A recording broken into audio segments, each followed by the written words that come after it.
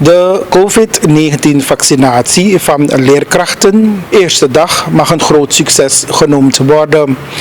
Bijkans 250 leerkrachten met hun ouders, partner en verzorgers hebben zich aangemeld op LICO 2 voor een vaccinatie. TBN, Prime Alert, die is er ook ter plekke geweest en wij hebben dan ook een vraaggesprek gehad met als BVL-voorzitter Reshma Mangre, als ook nog een persoon die een vaccinatie heeft gehad en ook nog zuster Cameron die de gevaccineerden toesprak en informatie gaf waarop te letten allemaal. En zo is het allemaal dus toegegaan. Wat we van hieruit misschien ook moeten meegeven om ook anderen te motiveren in de gemeenschap om de stap te nemen. Want zo ziet u dan samen met mij, heeft dan ook cameraman Raj Mahango hier ook ter plekke zijn vaccinatie genomen. De mogelijkheid werd aan ons geboden. Wij hebben toen alle informatie, alle voorlichting gehad en wij hebben toen het besluit genomen om dan ons ook te laten vaccineren.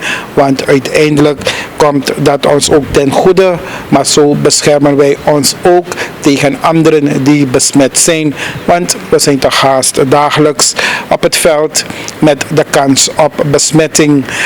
Ik zou van hieruit willen zeggen, als u vrees hebt, als u de stap niet durft te nemen, trouwens dat had ik ook, maar er zijn genoeg mensen, dat heb ik zelf meegemaakt. U komt niet hier en u krijgt gelijk een spuitje. U krijgt alle informatie. Als u twijfelt, praten de deskundigen met u, de artsen praten met u, geven u alle informatie. U wordt niet gedwongen, zodat u toch zelf een besluit kunt nemen. Besluit u daarna nog om niet te nemen, geen prikje te nemen, nou, dan mag u naar huis. Maar ik zou toch van hieruit willen oproepen om dat allemaal te doen. We voeren nu naar het verslag vanuit Lyceum 2, waar de leerkrachten zich vandaag massaal hebben gevaccineerd. We staan op het terrein van Lyceum 2 aan de Weidestraat, Eddie Brumastraat, en we hebben vandaag eerste dag, dag 1 van de vaccinatie van de leerkrachten. De oproep hiervan had u eerder bij ons gedaan in het programma. Hoe is de dag verlopen tot nu toe? Heel succesvol moet ik zeggen. We zijn erg blij met deze dag. We hebben onze target gehaald. En, wat is uw target? We hadden gerekend op ongeveer tussen de 150 en 200, maar we zitten nu op 250. Dus ik ben ontzettend blij natuurlijk met de opkomst. En ondanks dat het een regenachtige dag is, zijn mensen toch gekomen. Ze hebben ook hun ouders meegenomen, daar zijn we blij mee. We hebben altijd gezegd, we hebben het als BVL en als hebben we dat initiatief genomen. Maar ook als volksvertegenwoordiger heb ik dat gedaan. En ik heb gezegd, vandaag sponsor ik dus een hapje en een drankje. En dat doe ik gewoon terug voor die gemeenschap. En ik ben blij dat de leerkrachten er gehoor aan hebben gegeven. Ze zijn gekomen. Belangrijk is dat we moeten beseffen dat alle leerkrachten op den duur gevaccineerd moeten worden. Willen we gaan naar normalisatie van ons onderwijs, dan is het belangrijk dat leraren zich laten vaccineren. En dit is de eerste aanzet geweest. Het is natuurlijk een initiatief van de BVL en de ALS, maar ik heb gezegd, alle leraren waren vandaag van harte welkom. We hebben slechts het initiatief genomen. En ik zeg, zien doen, laat doen. Dus ik hoop dat andere bonden, andere mensen ook het initiatief nemen. Kijk, op de lokale plekken wordt er al gevaccineerd, maar wat we met een massacampagne willen doen, dat we zoveel mogelijk mensen vaccineren op deze dag. En dat we ervoor zorgen dat hoe meer mensen zich laten vaccineren, hoe minder mensen we straks op de intensiefcare hebben. Mensen moeten wel weten dat als je gevaccineerd bent, dat het risico dat je op de intensiefcare komt te liggen kleiner wordt. Dus ik ben heel blij met deze dag en ik wil nogmaals een beroep doen op de leerkrachten die zich vandaag niet hebben kunnen aanmelden van hier, dat ze een ander moment wel zoeken. En vandaag is de aanzet geweest. We willen zeker kijken welke andere dag we weer gaan prikken om zo met een massacampagne te komen. Problemen? Nee, we hadden een hele kleine, niet eens een probleempje, een klein probleem. De directeur van de school, dat is meneer Oldenstam, kwam toevallig in de tent. En de zuster Kramer was bezig om eigenlijk de mensen nog informatie te geven. Want nadat je bent gevaccineerd kom je in een observatieruimte. En ze was in de observatieruimte en plotseling werd ik erbij gehaald. Want ik hoorde dat de directeur van de school tekeer ging. En ik zeg het kon op een andere manier. En waarom? Ja, omdat hij vond dat hij niet op de hoogte is van deze activiteit. En ga u zeggen, meneer Ganesh, u was die dag ook in het parlement. Toen dokter Filemon me belde, heb ik gelijk contact gemaakt met de minister van Onderwijs.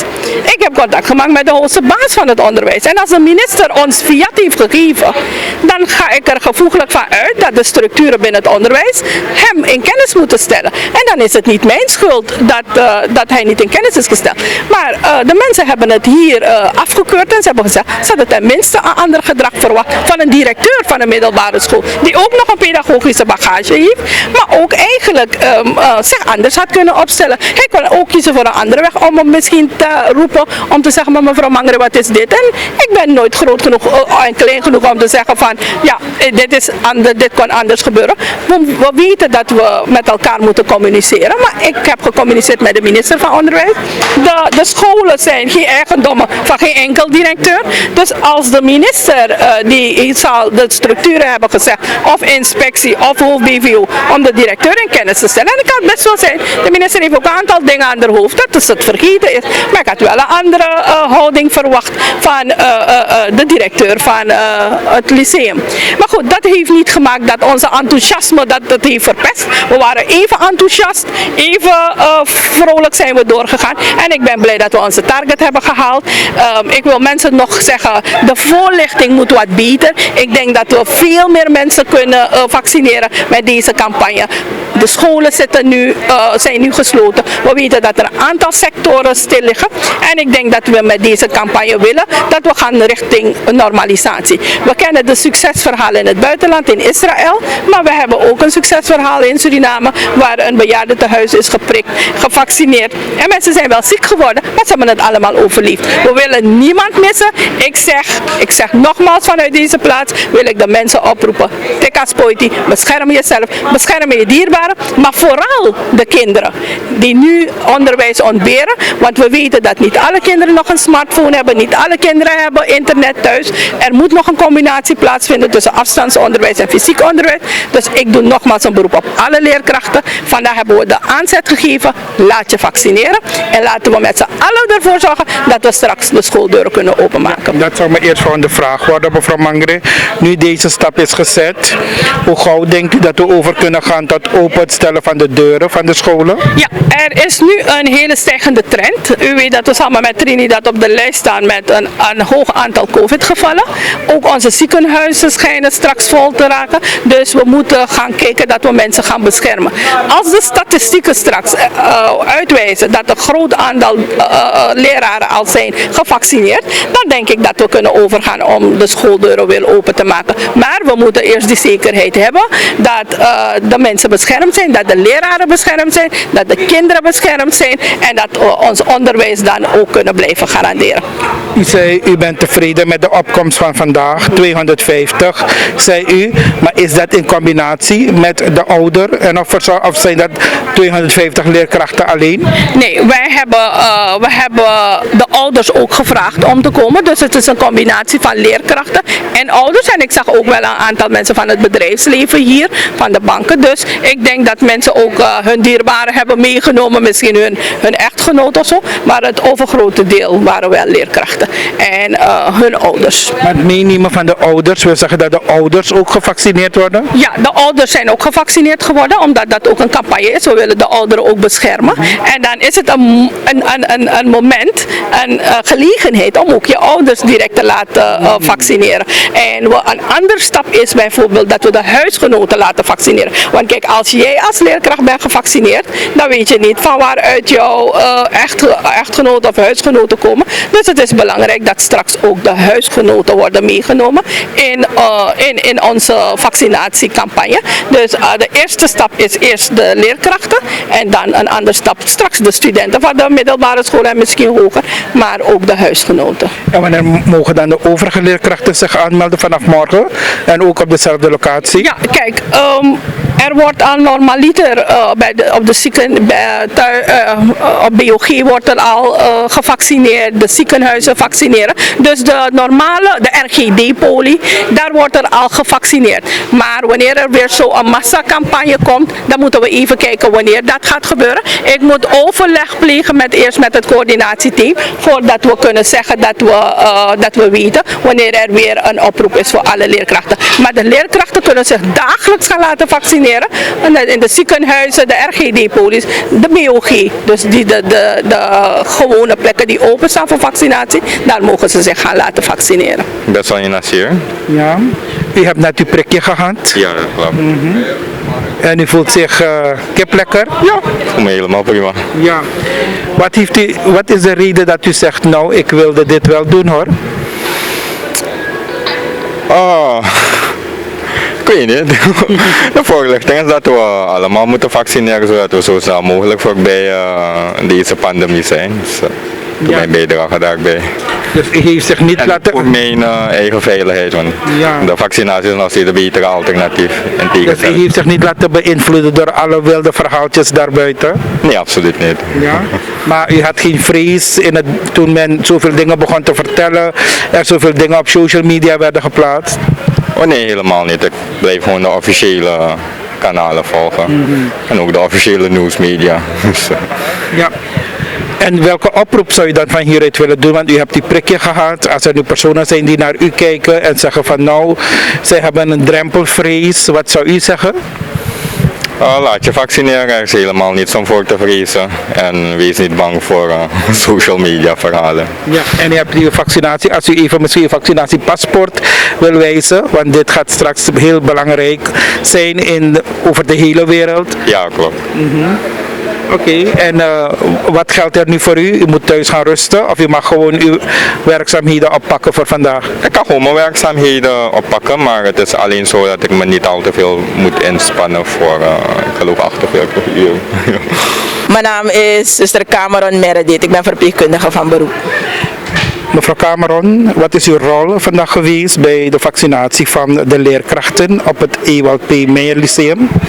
Mijn rol is, ik ben lid van dus de mobiele unit. En mijn rol binnen de mobiele unit is dus dat ik de voorlichting aan de mensen geef na vaccinatie.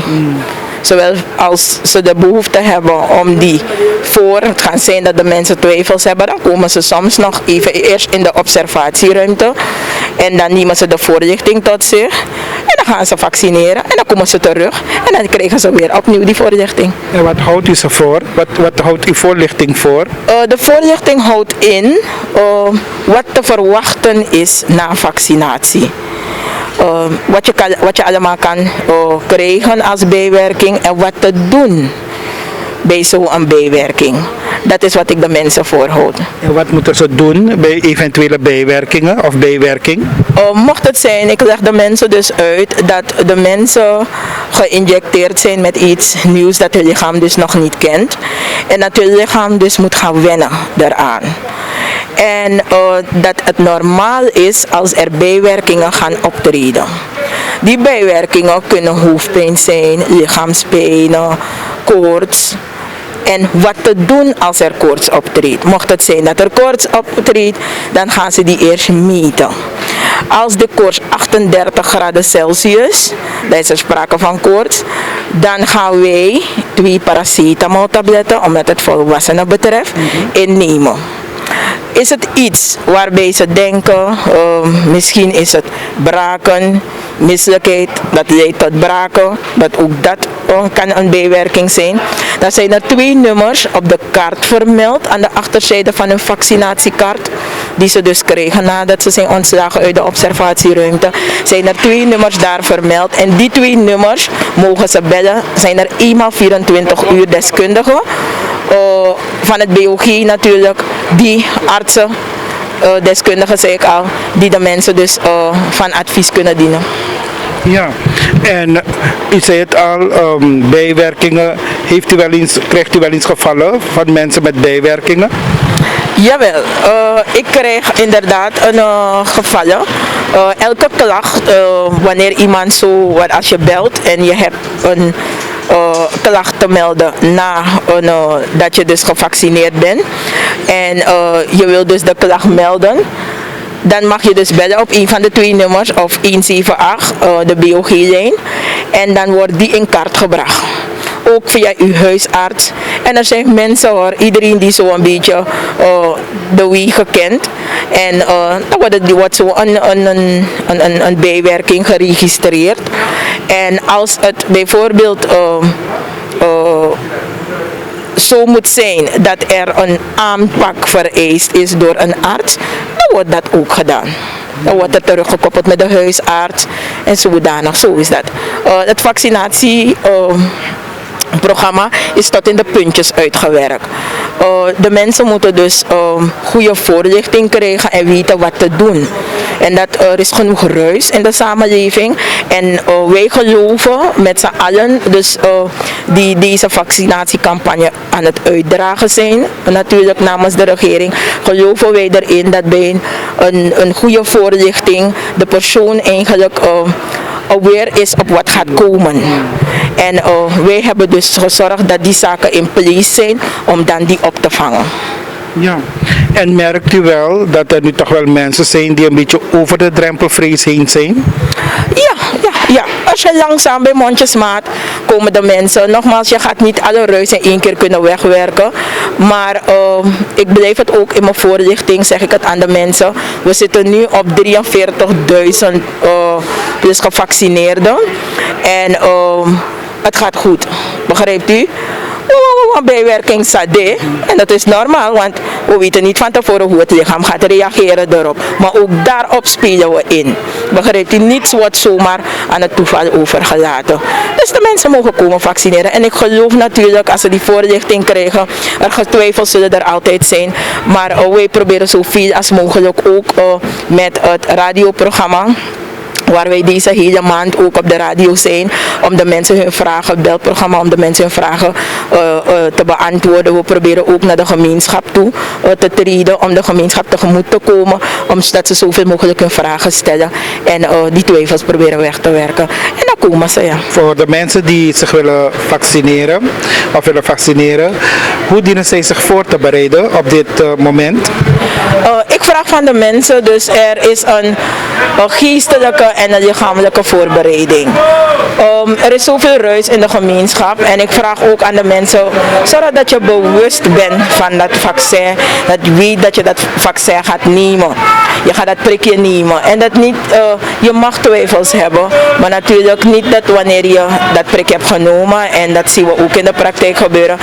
Ik twijfelde, ik wil het niet nemen. Nee, ik vraag de mensen, bereid jezelf er goed op voor. Je staat op, je hebt voldoende gegeten, gedronken. Niemand komt op een nuchtere maag dat vaccin halen. Snapt u, u heeft voldoende geslapen en u komt en u neemt uw prikje. U neemt de voorlichting, neemt u natuurlijk tot u. U verwerkt die en waardoor u precies weet hoe te handelen wanneer daarom vraag ik een geestelijke en een lichamelijke goede voorbereiding.